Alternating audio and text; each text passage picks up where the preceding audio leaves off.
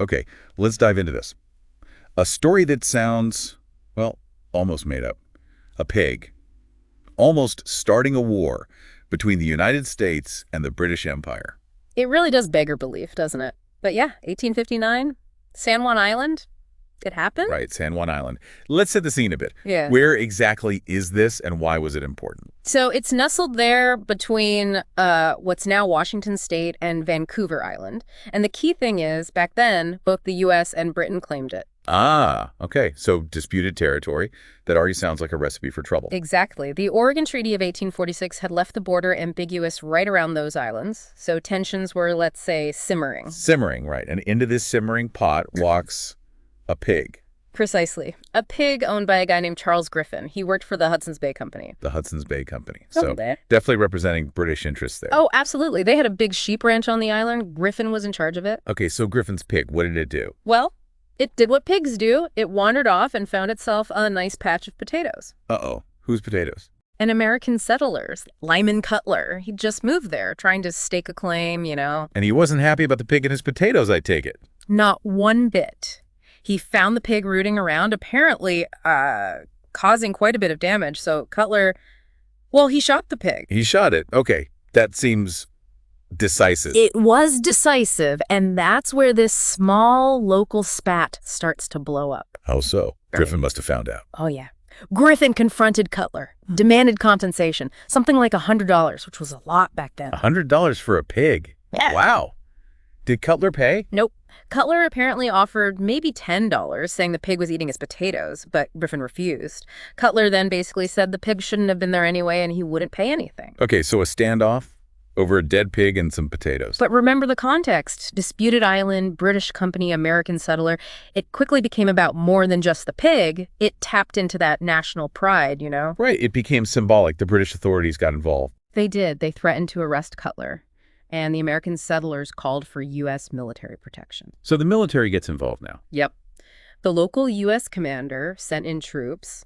Captain George Pickett, actually. Pickett, as in Pickett's charge at Gettysburg later on. The very same. He lands on the island with about 60 soldiers, declaring it fully American territory. Okay, that's a serious escalation. How did the British respond? They weren't pleased. The governor of British Columbia sent warships, 3 of them.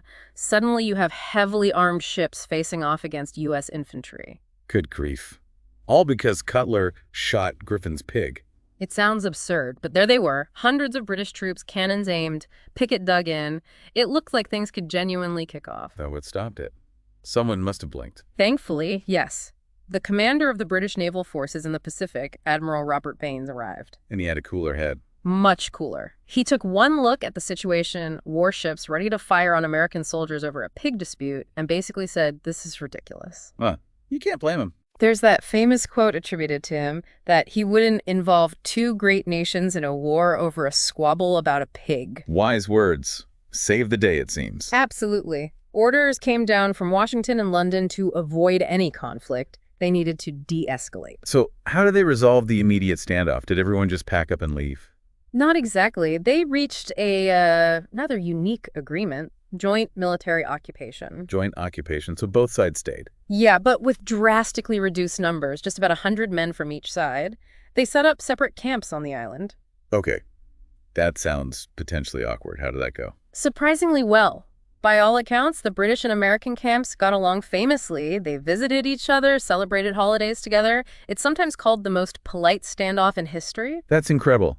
Enemies one minute, friendly neighbors the next, all while technically occupying disputed land. It really shows something about the soldiers on the ground, doesn't it?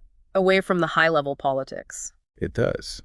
But the actual ownership of the island still wasn't settled, right? This joint occupation couldn't last forever. No, it lasted about 12 years, believe it or not. But the underlying dispute remained. Finally, in 1871, both sides agreed to international arbitration. Arbitration. Who did they get to decide? They asked German Emperor Kaiser Wilhelm I to make the final call. The German emperor. Interesting choice. Well, Germany was seen as a relatively neutral, rising power. Both sides trusted him to be impartial.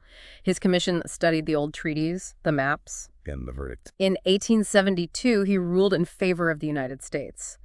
The Harrow Strait was the correct boundary line, which meant San Juan Island belonged to the U.S. Wow. So after all that, The pig war finally ended, decided by a German emperor. The British peacefully withdrew their troops, the Americans took full control, and that was that. The pig war was over. What an extraordinary story. It really drives home how unpredictable history can be. Doesn't it? A single, seemingly minor event spirals brings two empires to the brink.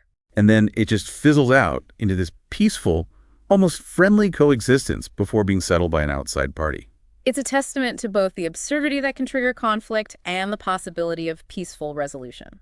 So for you listening, maybe the takeaway here is, well, never underestimate the potential impact of small things. A pig in a potato patch almost changed the course of North American history. Makes you wonder what seemingly tiny events today might be shaping our future in ways we can't yet see.